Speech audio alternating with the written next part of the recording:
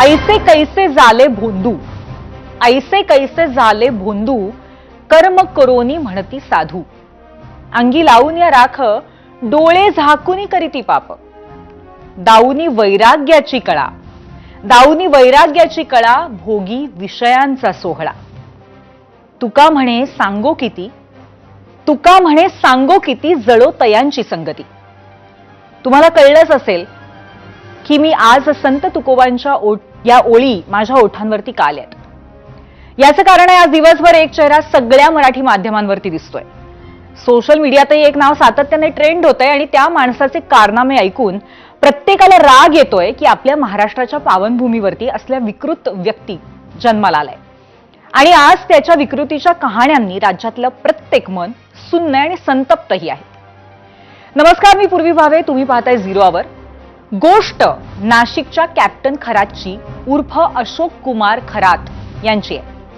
म्हणायला भविष्यकार, ज्योतिषी, cosmology expert, सैन्याचा निवृत्त अधिकारी, सिन्नरच्या श्री ईशान्येश्वर मंदिर ट्रस्टचा अध्यक्षही, पण कर्माने अत्यंत वासनांध. कॅप्टन खरातच्या कहाण्या इतक्या विकृत आहेत की काही गोष्टी तुम्हाला सांगूही शकणार नाही.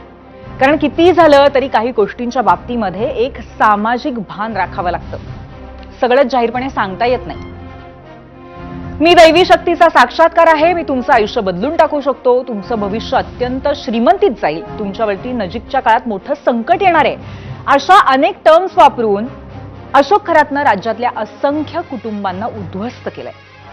त्यांची दुर्दैवी कहाणी मी तुम्हाला सांगणार आहे. पण या प्रकरणाला आणखीन एक अँगल आहे. अशोक खरातच्या मायाजालामध्ये फक्त सर्वसामान्य जनताच अडकली आहे असं नाहीये, तर राज्यातले नेते, सेलिब्रिटीज, वेगवेगळ्या क्षेत्रातली बडी मंडळी त्याची शिकार बनली. इतकंच काय, तर या अशोक खरात सोबत फोटो व्हायरल झाले, त्याचे पाय धुतानाचे व्हिडिओ सुद्धा समोर आले, आरोप सुरू झाले. आणि म्हणून राज्य महिला आयोगाच्या अध्यक्ष रुपाली चाकणकरांना राजीनामा देण्याचे निर्देश मुख्यमंत्री देवेंद्र फडणवीसांनी दिले. खरं तर आपल्या देशामध्ये असल्या भोंदूबाबांचा इतका इतिहास असताना, त्यांच्या कारनाम्यांच्या कहाण्या इतक्या चर्चेत असताना, असले भोंदूबाबा पुन्हा पुन्हा कसे पैदा होतात, हा मुद्दा अतिशय महत्वाचा ठरतो. आणि त्यावरचं आमचं विशेष एडिटोरियल असणारच आहे. पण सुरुवात करूया आजच्या प्रश्नानं आणि त्यासाठी जाऊया पोल सेंटरला.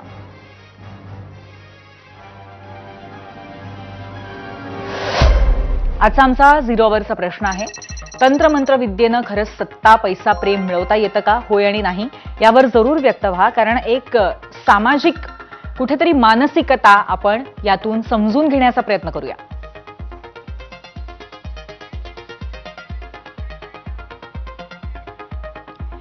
खरोखरच असं होतं का की तंत्रमंत्र अशा कोणत्या तरी गोष्टींमुळे, बाबांमुळे आयुष्यातल्या गोष्टी बदलतात का? हा खरं तर संशोधनाचा विषय.